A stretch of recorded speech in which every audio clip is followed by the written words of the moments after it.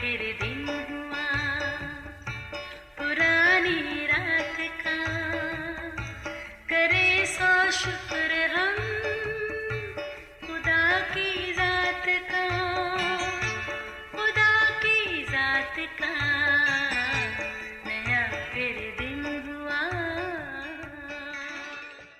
आज की आयत बुलंद नजरी और दिल का तकबर और शरीरों की इकबाल मंदी गुनाह है। इमसाल 21 बाब 4 आयत। अजीज़ों, बारासिंगा की कहानी हमारे तालीमी दौर की खूबसूरत याद है। शिफाफ नदी के ठंडे पानी से प्यास बुझाते उसने अपने खूबसूरत सींगों का अक्स पानी की सतह पर देखा तो गरूर से फूला न समाया, मगर जैसे ही उसकी निगाह अपने बदनुमा पैरों पर पड़ी तो मारे गम के उसकी आंखें भर आईं। उसी पल शिकारी की आहट ने उसे खौफज़दा कर दिया। फिर क्या हुआ? उन बदनुमा पैरों ने जान बचाने में मदद की और तेज़ भगाकर शिकारी से दूर ले गए, मगर अफसोस उन खूबसूरत सींगों पर जिन पर उसे गरूर था। भागते वक्त अचानक दरख्तों की शाखों में अटक गए, यूं वो शिकारी के जाल में फंस गया। मुझे अच्छी तरह याद है कि इम्तिहान में कामयाबी के लिए इस कहानी का खूब रट्टा लगाया जाता था, मगर मोरल पर कभी गौर ही नहीं किया था। मगर आज जब इस पर गौर करें तो ये हमारे लिए लम्हाए फ़िक्रिया है। अजीज़ों, हर गुज़रता वक्त इंसान का अच्छा उस्ताद है। हालात, वाक़यात, तजुर्बात और मुशाहिदात वो असबाक हैं जिनसे हम चाहें तो अपनी ज़िंदगी के लिए रहनुमाई ले सकते हैं। बेहतर नताइज के लिए ईमानदार मुनसिफ बनना ज़रूरी है। एक बार मेरी दोस्त अपनी ज़िंदगी का एक वाक़या सुनाते आंसुओं से रोने लगी। आखिर में बोली, असल में मेरे गरूर ने मुझे अपने हल्का अहबाब में इस कदर गिरा दिया है कि अब कोई भी मुझसे हेलो हाय करना पसंद नहीं करता। ओह, मैं सोचने लगी, इतनी मासूम सूरत के अंदर इतना बदनुमा गरूर कैसे समा गया। अजीज़ों, ज़िंदगी का चश्मा दिल है। इसके बारे खुदा का कलाम कहता है कि दिल सब चीज़ों से ज़्यादा हीलाबाज और लाइलाज है, इसे कौन दरियाफ्त कर सकता है। बात काबिल गौर है। इसी से ही अंदाज़ा लगा लें कि जब मुझे किसी भाई या बहन की हौसला अफजाई या तारीफ़ करना पड़े तो मेरा दिल उसके लिए मनफी सोच से मालामाल पर मुस्बत सोच से आरी हो जाता है। तभी तो मेरी ज़ुबान अच्छे अल्फाज की किल्लत का शिकार हो जाती है, जबकि मेरे अपने लिए मैं और मेरी की गर्दान 6 सिगों की हद को भी अबूर कर जाती है। अपनी तारीफ़ के गुण गाते ज़ुबान है कि थकती ही नहीं। बिलाशुबा कलाम की कसरत ख़ता से खाली नहीं। यकीनन बड़ा बोलने वाले का इख्तिताम पस्ती ही है। बसा औकात हमारी बातों के ताने बाने रेशम की डोर की तरह हमें खुद में लपेट कर बेबस कर देते हैं। ऐसे में हमारे गरूर के सींग खुशफहमी के ऐसे जाल में फंस जाते हैं जहाँ से रिहाई नामुमकिन होती है।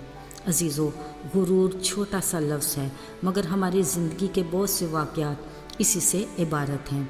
इसी गुरूर के बायस हम कई बार कामयाबी के साहिल पर पहुँचने से पहले ही गर्दाब में फंस जाते हैं, या कभी तरक्की की सीढ़ी पर कदम रखते ही तनस्ली का शिकार हो जाते हैं।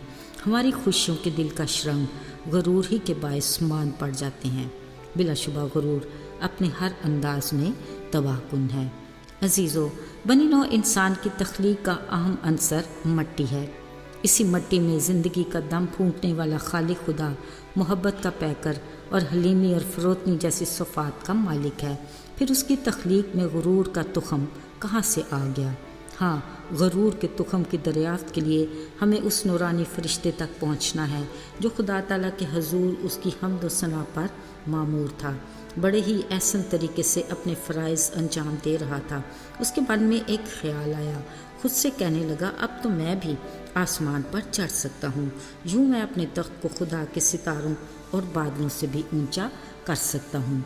हाँ, मैं खुदा की मानद बन जाऊँगा। वाह, क्या खूब सोच थी उसकी, लेकिन वह अपने दिल की सोच को खुदावंद ताला की निगाह से छुपा ना सका। अजीज़ों, गरूर के बायस ही सुबह का सितारा आसमान से गिराया और ज़मीन पर पटका गया। तब समझा गरूर किस कदर भयानक है।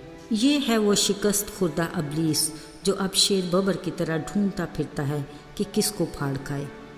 اسی تگ و دو میں اسے خدا تعالیٰ کی صورت و شبیہ پر بنی مخلوق دکھائی دی۔ باغ عدن میں آرام اور سکون کے شب و روز، ان کی حیثیت اور اختیار، اور پھر ٹھنڈے وقت میں خدا تعالیٰ سے رفاقت، یہ سب کچھ اس کے لیے ناقابل برداشت تھا۔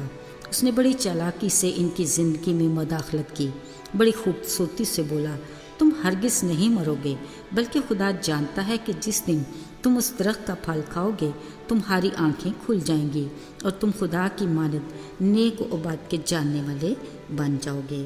عزیزو، مورل قابل توجہ ہے۔ خود کو خدا کی مانند بنانے کے لیے غرور کے باعث صبح کا یہ ستارہ یعنی ابلیس آسمان کی بلندی سے گرایا اور زمین پر پٹکا گیا۔ ایسے ہی خدا کی مانند بننے کے اونچے خیال سے آدم اور حوا کی آرام دہ اور بابرکت زندگی چھن گئی۔ وہ عدن کے خوبصورت باغ سے نکال دیے گئے اور باوجود محنت و مشقت کے اونٹ کٹارے اگانے والی لانتی زمین پر دھکیل دیے گئے۔ عزیزو، غرور کا سر نیچا، ایسی کہانیوں کے خوفناک انجام کو ہمیشہ یاد رکھنے کی ضرورت ہے۔ ایسا نہ ہو کہ ہمارا اصلی شکاری یعنی ابلیس ہمیں آ دبوچے۔ خدا کا کلام آگاہی دیتا ہے کہ خدا مغرور کا خود مقابلہ کرتا ہے۔ یاد رہے، زندہ خدا کے ہاتھوں میں پڑنا ہولناک ہے۔ ہمیں فروتن بننا ہے کیونکہ وہ فروتنوں کو توفیق بخشتا ہے۔ آئیے دعا کریں۔ اے خدا، ہم تیرے شکر گزار ہیں کہ تو ہمارا مہربان باپ ہے۔ تو ہمارے دل کو جانتا اور نیت سے واقف ہے۔ ہمیں عاجزی اور خاکساری سکھا تاکہ ہم تیرے وفادار رہ کر تیری برکات سے مستفید ہو سکیں۔ یسوع کے پاک نام میں آمین۔